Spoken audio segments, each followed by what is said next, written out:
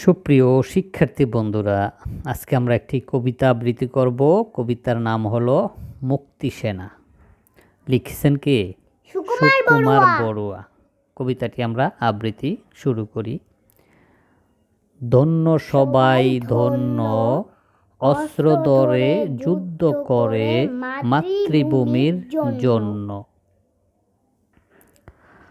ধরল যারা জীবন বাজি, হলেন যারা শহীদ গাজী। লোভের টানে হয়নি যারা ভিনদেশীদের পণ্য। দেশের তরে ঝাঁপিয়ে পড়ে শক্ত হাতে ঘায়েল করে সব হানাদার সৈন্য। ধন্য ওরাই ধন্য। আমরা কোন কবিতাটি পড়লাম? মুক্তির সেনা। এখন আমরা কিছু শব্দের অর্থ শেখার চেষ্টা করি। মুক্তি সেনা। মুক্তি সেনার অর্থ কি? মুক্তিযোদ্ধা। মুক্তিযোদ্ধা। যারা মুক্তির জন্য যুদ্ধ করেছে তাদেরকে কি বলে? মুক্তিযোদ্ধা। অস্ত্র। অস্ত্র, এই অস্ত্রের অর্থ কি জানো? যুদ্ধ করার হাতিয়ার। যেই হাতিয়ার দিয়ে যুদ্ধ করে তাকে কি বলে?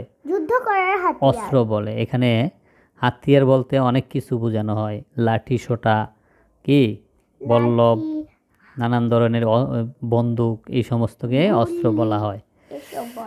তারপরে মাতৃভূমি। মাতৃভূমির অর্থ কি?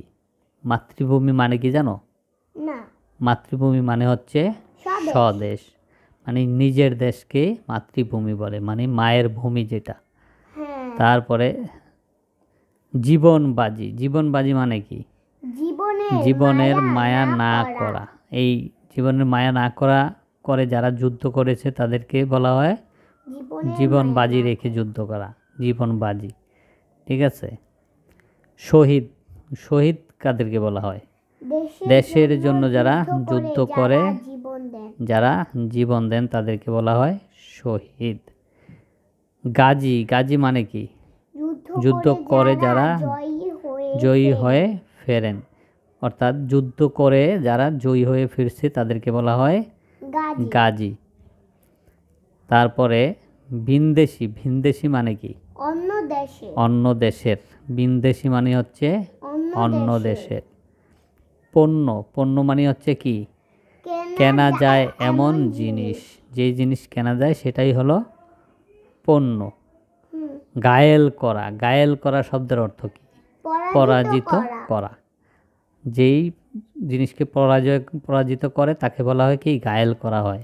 ঘায়েল করা অর্থ পরাজিত করা। হানাদার। হানাদার মানে কি? আক্রমণকারী। হানাদার অর্থ হচ্ছে আক্রমণকারী। যারা আমাদেরকে 71 সালে আক্রমণ করেছে তারা হচ্ছে কি? হানাদার। তো আজকের মতো আমরা ক্লাসটি এখানেই শেষ করব। আল্লাহ হাফেজ।